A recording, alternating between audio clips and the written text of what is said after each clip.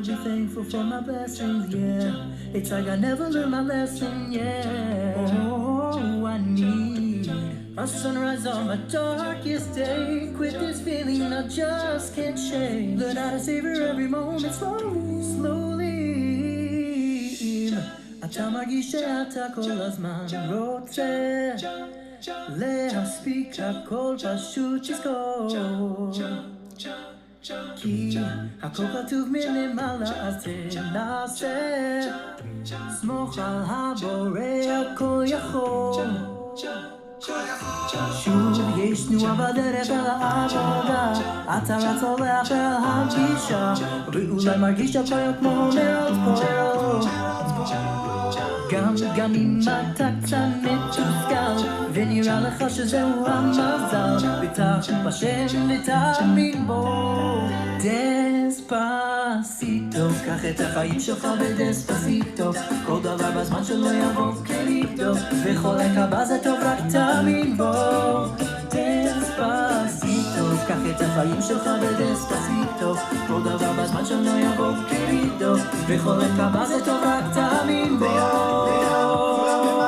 לאן כולם רוצים לאן תגידו תרגע מהגז תורידו החיים יפים תביטו לאן כולם ממהרים לאן תגידו תרגע מהגז תורידו החיים יפים תביטו דספסיטו קח את החיים שלך בדספסיטו כל דבר בזמן שלא יבוא כלידו וחולק הבא זה טוב רק תאמין Beautiful, beautiful work by the Maccabees of Yeshiva University. That's where they met. They're not there anymore. They sing so beautifully. They really make us smile. That was Despacito by the Maccabees in English and Hebrew.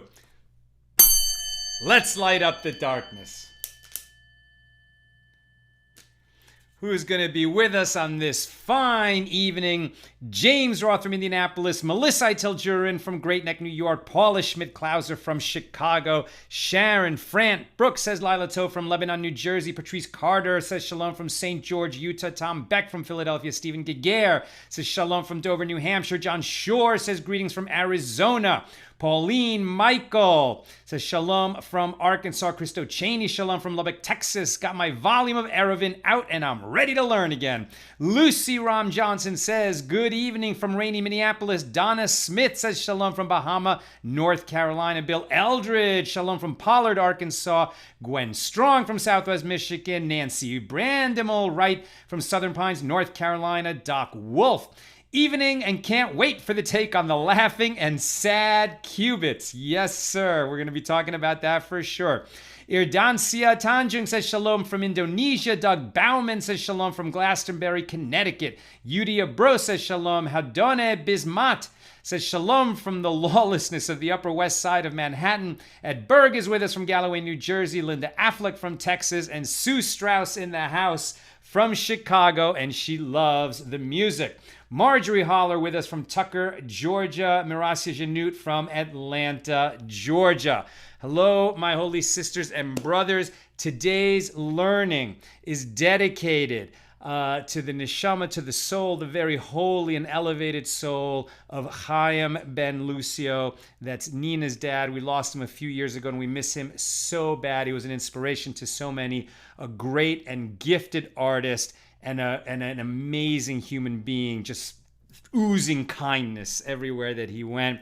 We really miss him, and we dedicate tonight's learning to Chaim ben Lucio. All right. Just quickly to answer a couple questions that came up at the end of yesterday's class that I didn't have an answer for. Do mezuzahs get placed on the posts and beams that create an eruv around a community? Answer, no. We put a mezuzah on the doorposts of a home, whether it's the outside doorway or the gates of the home into their courtyard, or the interior doorways, unless it's a bathroom. We don't attach mezuzahs to the posts and beams that create an eruv around a community. Someone also asked, What if you have a pre-existing structure that will work to create the Eruv? Or let's say that we happen to have a crossbeam across the opening of an alley. It was just placed there not in order so that we could carry in that alleyway, but it was there anyway. So then it works. It's great. Very often the Eruv around the community is going to be a combination of existing structures and stuff that we have to add to it. The key is you won't know it's there unless you go and check, right? Maybe there's an existing structure that works. Maybe you have to make an alteration so that we can carry within its boundaries, but it takes thoughtfulness to do that. There is an interesting connection between an Eruv and a mezuzah. I saw an opinion that when you have an Eruv around the community, some large Eruvs, like in LA, get checked weekly. If it's a smaller one and it's put up in a sturdy manner, maybe it's not going to get checked every week, but it has to be checked at least twice in 7 years by a Rav, right? Not just somebody going around and checking, but by an actual halachic authority who can say that it is valid. And this is similar to the mezuzah on a home. All the mezuzahs of a home should be checked twice in 7 years, so more or less every 3.5 years. All right, let's get to our page today. We are on Eruvin, Daf Gimel, page 3 of Tractate Eruvin, the third volume of the Talmud. We're still in chapter 1 and our continuing discussion of the first Mishna. So just to review, we're talking about a three-sided alley. So it's an alley that just on one end opens up into a public thoroughfare, right? Onto a major road, a road where it doesn't have to be like a major road. It doesn't have to open up onto the freeway, but it's opening up onto a public street that's considered a public street. Lots of people walk there. The alley is much smaller, gets much less traffic. Really only the people who are walking in the alley are the ones who live in those courtyards that open up onto the alley. So originally, this was not considered the public thoroughfare. Not enough people go through there. It's not that wide. Let's say it's narrower than the 16 cubits that define a public thoroughfare. But the older sages, the earlier sages, said, no, we can't let people carry there because they're going to come to carry. So once they're carrying in the alley, they're going to forget they're carrying something, and then they go out into the public thoroughfare, and then they're going to violate Shabbos. So then the later sages said, okay, well, you can't carry there, but we can make an alteration so that we can carry in that alley. And what is it that we're going to do? We're basically going to turn that entrance to the alleyway into a more formal entrance. By putting a beam across the front of the alley, now it really more resembles an entrance. People thought about this. They put mindfulness into it.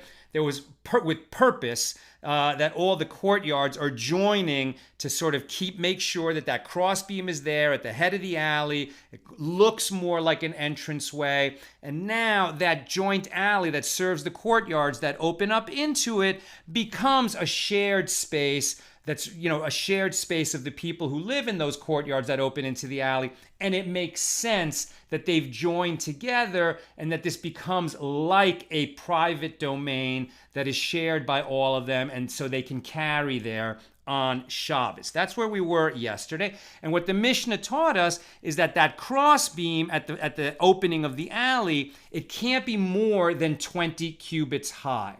And there's two reasons why. Right? And they're not the same.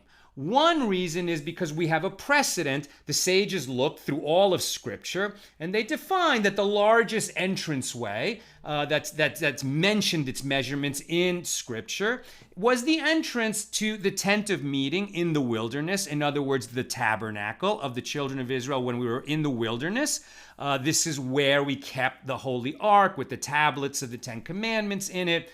Where we, in its courtyard, we would bring the offerings on the altar that was in that courtyard. We had the table with the showbreads, etc.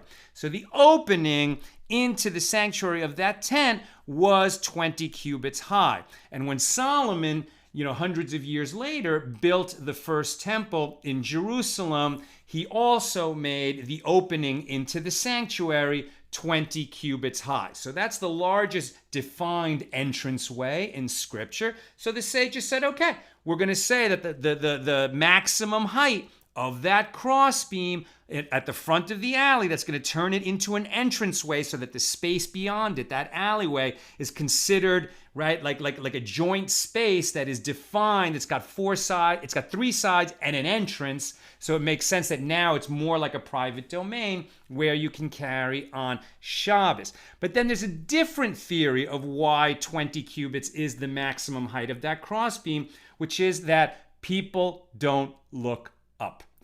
And we learn this from the laws of the sukkah. The sukkah that we dwell in during the holiday of Sukkot in the fall. It starts 5 days after Yom Kippur.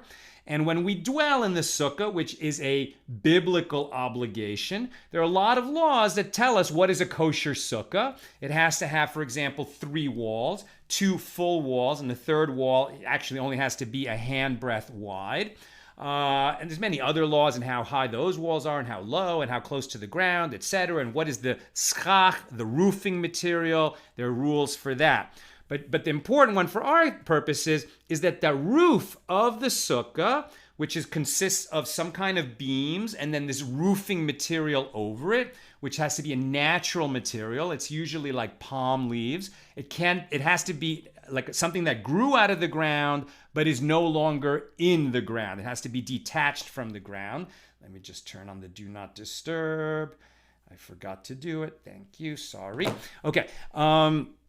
So that schach, that roofing, it can't be more than 20 cubits above the ground. Why? Because the idea is we're commanded to dwell in the sukkah.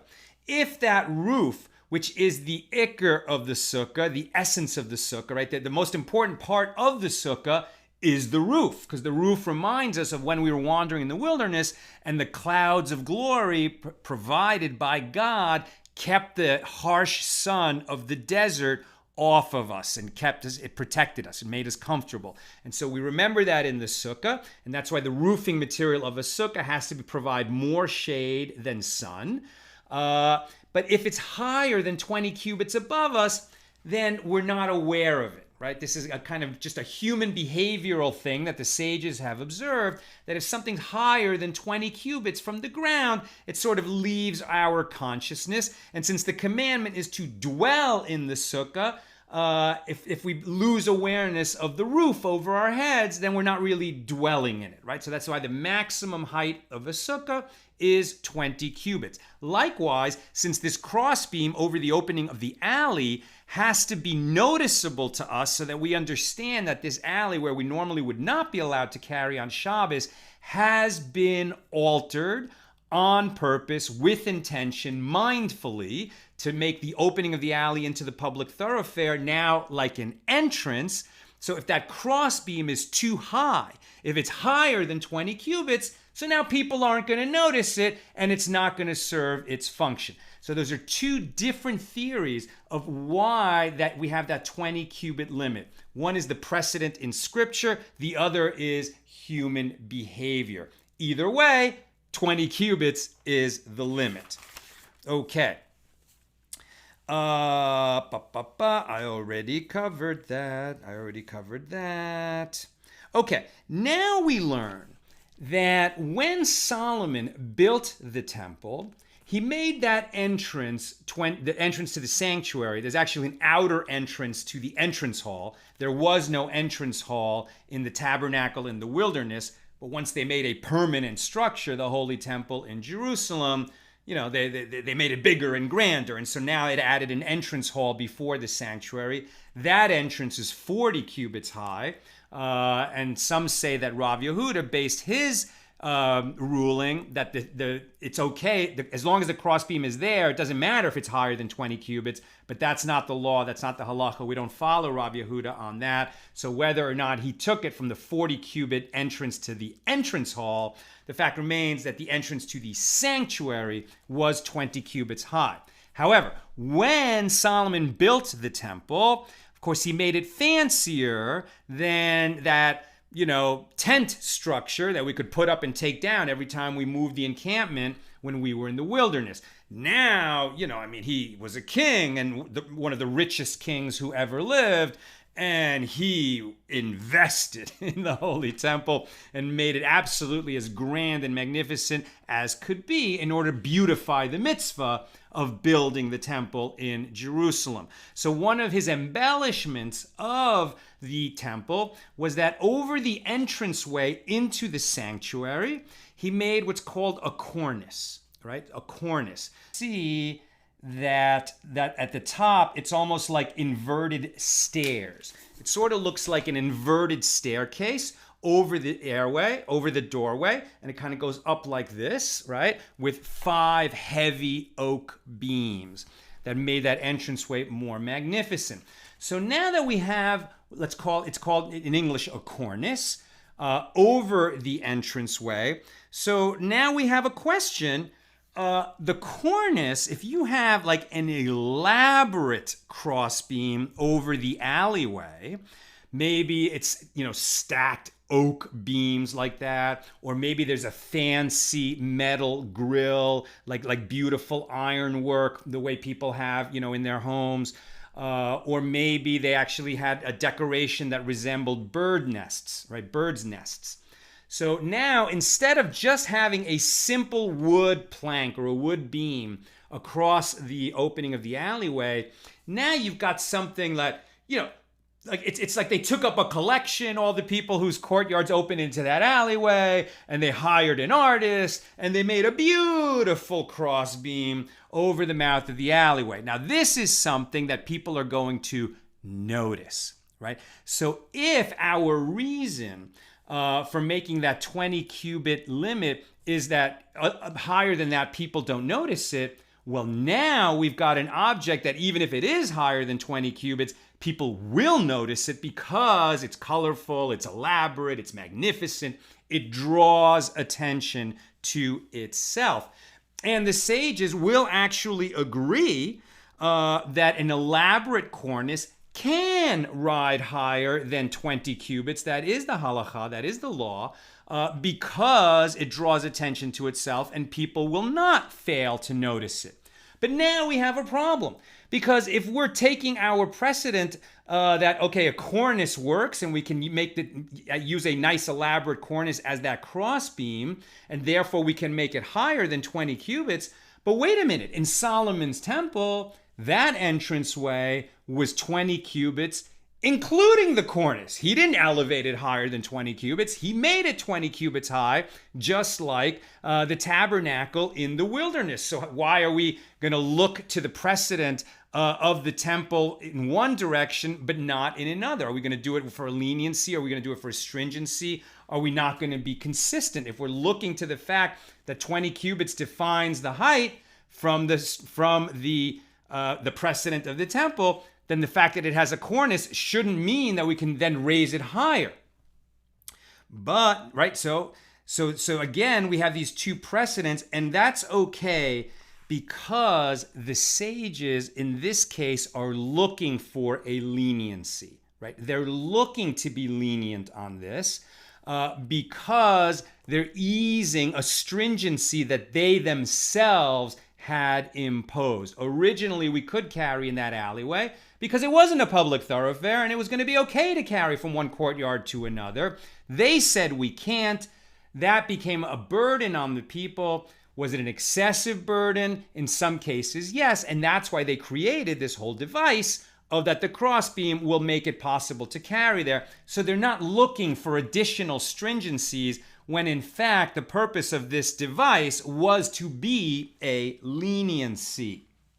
Okay, next question that comes up with respect to this crossbeam. If you have questions and comments, please put them in the comments. I'm moving pretty fast, so I'll be getting to it pretty soon. Okay, what if we have a crossbeam? Now it's not a cornice, it's just a standard beam across the top of the opening of the alley to the public thoroughfare. And the bottom of that beam is less than 20 cubits high, but the top of the beam is more than 20 cubits high. So this is the kind of question that the sages will always ask whenever we are defining limits. Now, I want to just say, I'll probably say it many times, and this is how the first time I went through Daf Yomi, spent 7.5 years studying these laws. And, there are many days when it's folklore, it's philosophy, it's tales of the sages. It's just so inspiring and fascinating. And other days when we spend a lot of time, drilling down, getting granular on exact measurements and limitations. And what I always thought about then, and it works even better for me now, is when I think of the passion of our sages to define these exact limitations, because they know that they have taken it upon themselves and they've been appointed by the people to fulfill this role and to say, okay, listen, somebody's got to make the rules, right? We have rules, questions come up, and over time, we're going to have to define exactly what is the limit of what is permissible and what is not, what is obligated and what is not, what is prohibited and what is not. We're going to have to determine those limits. And because somebody's job is to determine those limits, they take it as a 100% sacred obligation to get it right. Because according to what they rule, people will follow their rulings. And if they go right up to this limit, they're doing the will of God. And if they go beyond that limit, they're outside the scope of the will of God and may even be committing a sin. Now, we step back and say, oh, come on, this is ridiculous. The person has an intent to do God's will. That's why he's trying to work within the rules. He might make a mistake, but if he even cares enough to ask what the rules are, isn't that already beautiful and pious behavior? And the answer is, yes, it's beautiful and pious behavior. And while we're at it, we might as well get it right. Because Judaism is not only about what's in your heart. God knows, and the sages know, it's crucial to have great intent in your heart, to be a person of honor and of loving kindness and of righteousness, and who applies laws fairly and treats people fairly, etc. All those things are crucial. But it's also a religion of mitzvahs, of actions. It's not just about our feelings, it's about what we do. And because it matters what we do, we have to get these measurements right. Ideally, we never go to the limit and then we don't have to worry about these things. The sages have to worry about what exactly is the limit of what's permitted and what's not, etc. We just stay away from the edge. And this is what I teach my children. In any room, especially when people start drinking or partying or getting crazy or going fast in a car, whatever, there's like an edge that sometimes gets defined. In other words, that if you go over that edge, you could really get hurt. Something terrible could happen. There could be destruction, right? And people become aware of where the edge is. That's what it means that things are edgy, right? When things are edgy, it's because people have brought into our consciousness that, now I'm aware of if they go past that limit, they've gone too far. They've offended someone, they've hurt someone, they've done something terrible, etc. Once you become aware of the edge of our behavior, making us aware, that is edgy behavior. And what I say to my kids is, listen, I understand why people are drawn to the edge. Don't you go there. It's enough to put eyes on the edge and back away. Don't walk right up to the edge of the cliff. Don't take a selfie at the edge of the cliff. Don't go as fast as you can. That is safe. Just stay away from the edge. That's what our sages are always telling us to do. Just stay away from the edge and then you'll be safe and you don't have to worry about it. But to know where the edge is the definitions that the sages are always drawing for us. Okay, that's philosophically how I approach this material. All right, so the question is, what if the beam is half below and half above that 20 cubit limit? Okay, so basically Rava is going to say, that's kosher. That's kosher. What really matters is the lower edge. The lower edge is within that 20 cubit maximum height. The lower edge is below that. It doesn't matter that the upper half of the beam is above that 20 cubit limit, because it's that interior space that matters. Now, once we're asking that question, the sages also ask, well, what about the sukkah?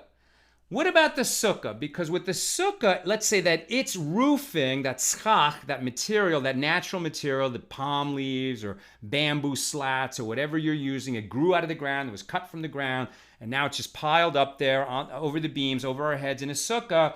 And the main rule there is it has to provide more, we have to be able to see the stars through it, but it has to provide more shade than sun. Now, the height limit of that roofing is 20 cubits. What if that roofing, some of it is below the 20 cubit limit and some of it is above? Is it the same rule as the crossbeam, as what Rava said about the crossbeam over the alley? This is a little bit problematic because you can imagine, and this is also Talmudic principle, well, the half that's below, that's definitely kosher, right? The half of the roofing that's below that 20 cubit limit, that's kosher for the sukkah. The stuff that's above is not kosher. So if you imagine removing the stuff that's above the 20 cubit limit, well, now that roofing won't satisfy the requirement that it provide more shade than sun. So that would invalidate the sukkah if we remove that upper half of the roofing that's above that 20 cubit limit. So does that mean that the sukkah is invalidated? I mean, it's only a hypothetical question. If we remove that upper stuff above the 20 cubit limit, the fact is, from the point of view of the person sitting in the sukkah, he's looking at the bottom of the roofing material, and it is within the 20 cubit limit, so it should work. And in fact, it does work. The halacha is that as long as the lower edge of that roofing is below the 20 cubit limit, the sukkah is going to be valid. But it's not an obvious connection between the law of the crossbeam and the law of the sukkah. In terms of the obligation to dwell in a sukkah during Sukkot, that's a biblical obligation. In terms of correcting the alleyway by putting the beam over it, that's a rabbinic construct. And can we learn out the law of one from the other, or are these just separate ideas that have to be evaluated separately? And in fact, we do need to evaluate them separately because we can't learn one from the other in either direction. And I think it's, is it Ravina? It's Ravina who says, yeah, you can make an argument in both directions that, well, the crossbeam needs to be more stringent because in terms of the sukkah, everyone knows that's a biblical obligation. They're going to be careful to make sure they get it right. But the alleyway, that's just a rabbinic thing and people will be lax in it. Or, says Ravina, you could look at it the opposite way. One is a Torah obligation, so you have to make sure to get it right and you should be more stringent. And the other, as we mentioned before, is a rabbinic construct that's already addressing a rabbinic prohibition, and so we should be more lenient. Then we get a third way to look at this, like how are we going to analyze these two, and can we learn one out from the other? And it's a different Rava from Parzakia, and he says a sukkah, we can be a little less strict in terms of the laws that we, the sages, create and impose on the people, because the people who build the sukkah is usually a homeowner, right? It might be a communal sukkah like at a synagogue, but most sukkahs are built for a family, right? For a group of people who live in a home together, and they're going to use their sukkah and dwell in it and have their meals in it, maybe sleep in it during Sukkot. And so there's a balabayas, there's a master of the house, right? There's a head of the household. And the head of the household is going to make sure that the sukkah is built properly and that it's a valid sukkah, so that the master of the house, the head of the house, and the family that lives there are all going to be able to fulfill their Torah obligation and do it properly. But in terms of the alleyway, right, is the responsibility of all the people who live in the various homes that are in the courtyards that open into the alleyway. So now you have several heads of households, all jointly responsible for that crossbeam being installed and maintained at the correct height. So which situation is going to lead to a more consistent and reliable execution of doing things the right way? Which one? When you have one person responsible for the sukkah, or you have a bunch of people responsible for the beam at the end of the alleyway? And Rava makes this beautiful and famous quote, and he says, "A pot owned by partners is neither hot nor cold." Meaning, the one person in charge of the sukkah for the household is going to make sure it's done right. But when you have a bunch of people responsible, everyone's going to say, well, the other guy will take care of it. They pass the buck. And at the end of the day, that crossbeam gets neglected until someone takes on that leadership role, right? Every neighborhood has that one person who's like, hey, come on, guys, let's do this. Let's do it right. And in the absence of such a leader, then that crossbeam will get neglected and nobody's going to take care of it. And so based on this analysis, maybe the sages need to be a little bit more stringent with the laws that they attach to the crossbeam at the alleyway. So this discussion is just about whether we should be more stringent or more lenient in the laws of sukkah or the alteration to a mavoy, to an alleyway, so people can carry there. At the end of the day, Rav Papa supports Rava when he says that it's the interior measurement. It's the lower measurement of that beam that has to be within the 20 cubits. It doesn't matter what's above. And the same rule is going to be applied to the sukkah, because the person dwelling there is going to feel like he's dwelling in the sukkah as long as the bottom edge of that roofing is within the 20 cubit limit. What about in terms of the alleyway? We've talked about the maximum height of that crossbeam at the opening of the alley. What about the minimum height? What is the minimum height from the ground that is going to enable us to define this alleyway as an alleyway? Rava tells us 10 tefachim, 10 handbreadths, right? So about 40 or 50 inches off the ground, something like that. So that's the minimum height that that beam can sit. You can't just take a beam and lay it on the ground at the foot of the alley, make everyone step over it and say this resembles an entryway. So it's like, to make it seem like an entryway, that would be a very low entryway. Maybe only little kids could get through it, but that's going to be defined as the minimum height. Now, the last subject that we're going to treat before we get to questions and comments is, well, we've been talking about cubits, right? Everything is 20 cubits, that's the maximum height, or handbreadths, that's the minimum height. 20 cubits high is the max, or 10 handbreadths is the minimum height. We've been assuming that a cubit is a standard measure. In our world, in modern times, whether you're using, feet and yards or meters and centimeters, everyone is talking about the same measurement. But when you talk about cubits, well, a cubit is defined as from the elbow to the tip of the index finger. My cubit is going to be longer than Nina's cubit. Somebody else's cubit is going to be longer than mine.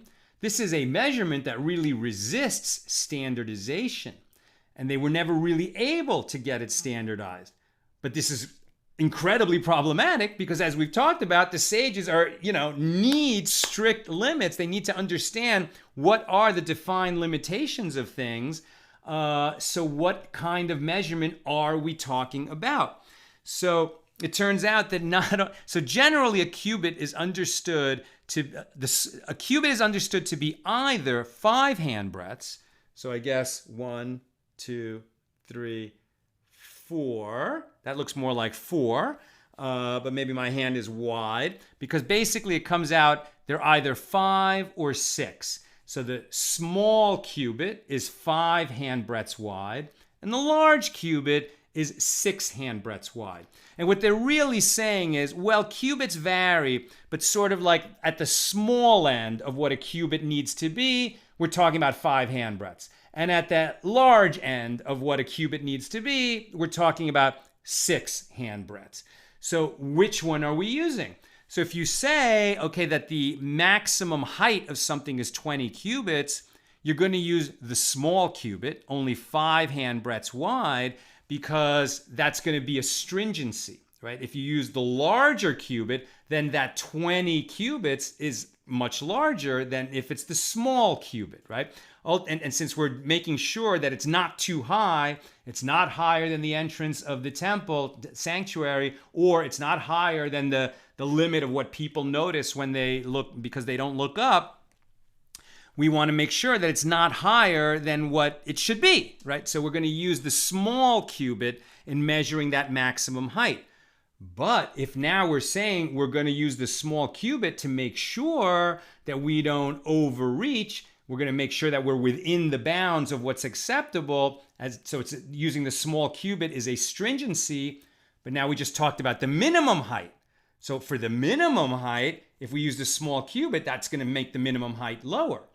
So do we want to create a stringency for the maximum height, which creates a leniency for the minimum height, or vice versa? This just shows that when you don't have standardized measures, you can say, well, let's be stringent and use the larger measure. And so, for example, when you are pledging to give something to the temple, when you pledge to give a donation, and there's questions like this of the measures, you're definitely going to use whatever is the measure that creates a stringency to make sure that you fulfill your pledge and you don't pledge more than you actually end up giving. But when we have, but that principle that we always have to be careful, and as policymakers, as parents, as members of any organization that has rules, this is how unintended consequences come about. We try to, make a stringency to make sure that everyone is within the legal limit and everyone's going to be safe. But then there's the unintended consequence of a different situation where that same measure will produce the wrong result. And so this would be, so for example, there's also the problem of kilayim, meaning that you can't plant different kinds of food in the same plot. Particularly if you have a vineyard, right? You're growing grapes for wine. You can't plant wheat in that same area, and there has to be a minimum distance between where your wheat field is and where your vineyard is. And if you have a clearing in the middle of your vineyard and you wanted to plant something else, maybe some vegetables or something else like that, okay, you're going to need some minimum distances between where the grapes are and where you're going to plant these other foods. But so you maybe want to use the larger measure of the cubit, but having used the larger measure, that's going to produce an unintended consequence when you're discussing the measure between rows of the grapevines and whether or not this satisfies certain requirements for a vineyard. So that same idea of you have to be careful what you're measuring. At the end of the day, Rava said, in the name of Rav Nachman, all cubits of the sages are going to be the 6 handbreadth, the 6 tefachim cubit, the large cubit, but they're going to have different measures of the handbreadth. And here's where we get to the laughing handbreadth and the sad handbreadth. Right? So this is a handbreadth, the width of my hand from my thumb to my pinky, okay? And this is considered the sad handbreadth, and this is the laughing handbreadth. Why is this the laughing handbreadth? Because when a person laughs, his lips open. So with the fingers a little bit apart, that's the wider handbreadth, that's the laughing handbreadth. And with the fingers close together, that's the sad handbreadth. So here they're going to say that, okay, when the sages are measuring, with a few exceptions, when they talk about a cubit, they're talking about the large cubit, which is 6 handbreadths wide. But when they're talking about the case of diverse kinds in a field, they're going to use the laughing.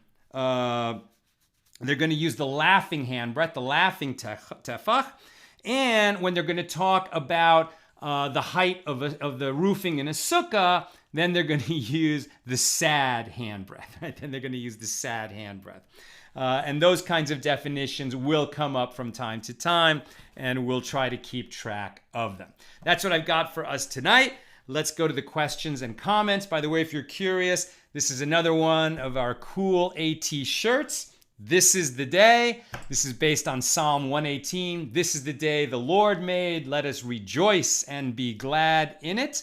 And so that's available at shop.accidentaltalmudist.org, along with Let's Roll on, I Don't Roll on Shabbos, and Let's Light Up the Darkness, and Yid, and all these other real, and Grateful Yid.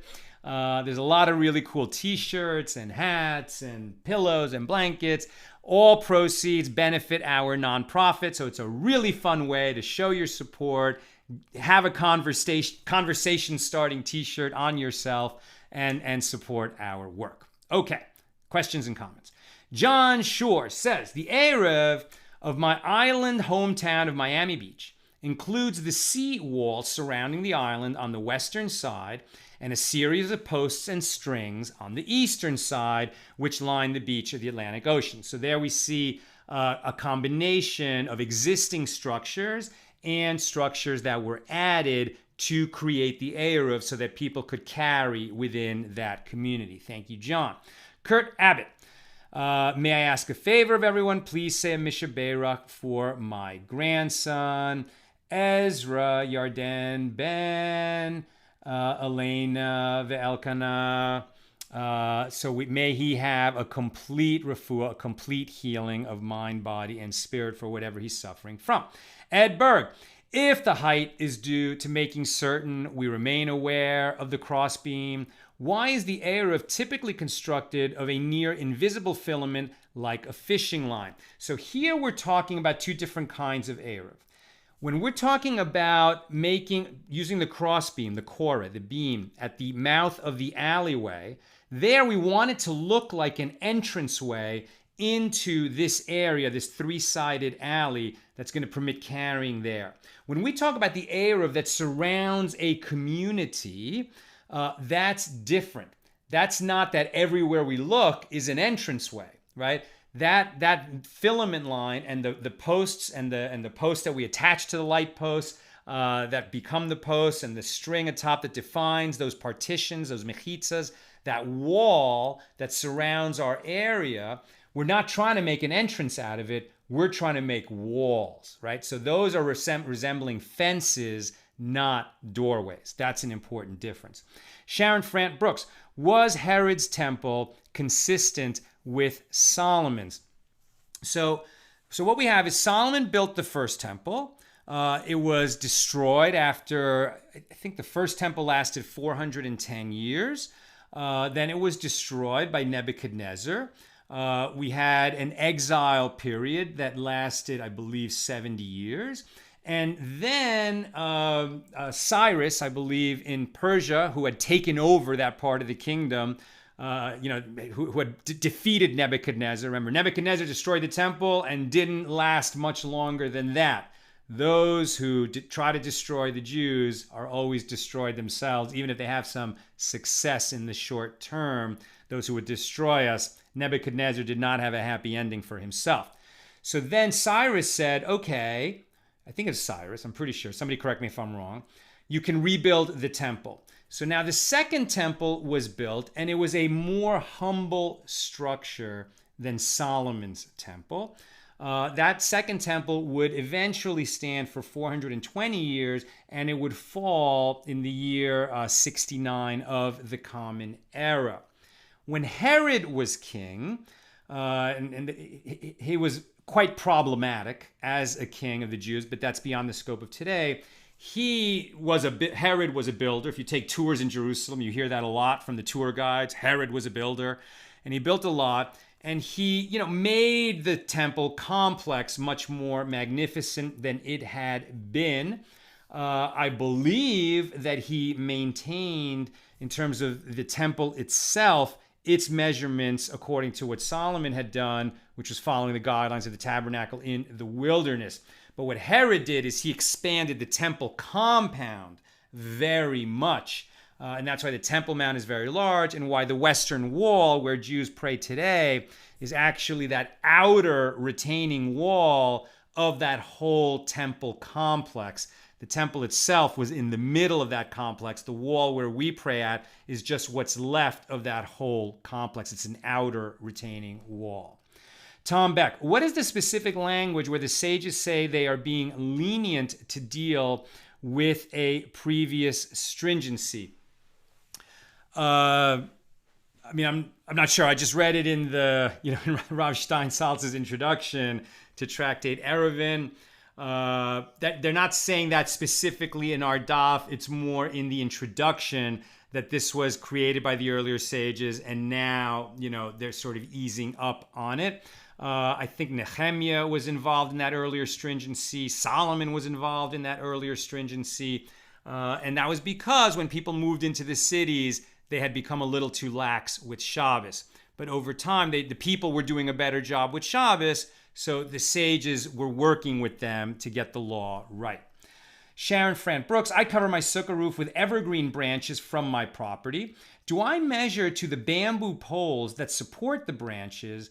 Branches are not a level material. Of course, my schach doesn't come close to the prescribed height. Exactly. You don't have to worry about it. 20 cubits is really high. That would be a pretty, large scale sukkah.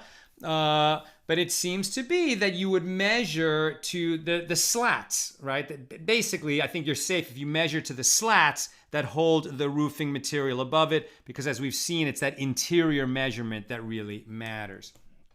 Kurt Abbott, 20 cubits is the maximum height. What is the minimum? I went out for a little, so I probably missed it. The minimum height for the crossbeam at the head of the alley is 10 tefachim, 10 handbreadths. And I think that's the minimum height for a sukkah as well, although there's a machlokas, there's a dispute. The sages argue so often. Some say it's 10 handbreadths high is the minimum height for a sukkah, and some say it's whatever the height is necessary for you to get most of your body, your head, and a little table or something to hold your food so that you can eat in there. And there's lots of stories about, Jews in concentration camps and in Siberia just creating some little tiny structure that the prison guards wouldn't notice so that they could quickly get in there, say the blessing, eat something, say a blessing, and fulfill the obligation of sukkah. Sharon Fran Brooks, as particular as the sages were about weights, why were they so irregular about linear measurements? I'm not sure what the answer is. I will say that there was an established measure in the temple. I remember that they had an actual measure that they would use to measure contributions and construction in the temple. So they had the standard cubit for construction in the temple. But the reality was, it was not the internet age. Before Rome, one of the things that Rome did for the world is standardize so much. But when you really had, a living situation across the country back then that was so local oriented, it was just natural that there were different kinds of money, there were different weights and measures. The sages were trying to get them exactly the same. But when you're talking about volume, like an egg volume or an olive volume, it's not so exact, but they make it as exact as they can given what they were working with. And final question, John Shore. There's a concept called tragedy of the commons, which describes what happens when the community is supposed to take care of something rather than each individual accepting responsibility for his or her own. Beautiful. So tragedy of the commons carries the same meaning as a pot owned by partners is neither hot nor cold. Okay, my friends, it's been great to learn with you this evening. With God's help, we'll be back tomorrow for Daf Dalet, page 4 of Tractate Eruvin at the usual time, 6 p.m. Pacific, 9 p.m. Eastern. And then, of course, Friday's show will be at noon, Saturday night after Shabbos ends, and then Sunday to Friday of next week, I've got 2 guest sages taking my place. We're having a little break, a little family vacation. But my assistant will be here and he will set up 2 amazing and gifted teachers. You're going to love them. Rabbi Parry and Rabbi Rand. Both of them, one has 20 years experience teaching Talmud. The other has 40 years experience teaching Talmud. Rav Parry wrote the book, The Complete Idiot's Guide to the Talmud and The Complete Idiot's Guide to the Jewish Bible. They're amazing, gifted teachers, and I know you're going to really enjoy them and give them a warm AT welcome. They will be teaching this class Sunday through Friday of next week. You'll hear more about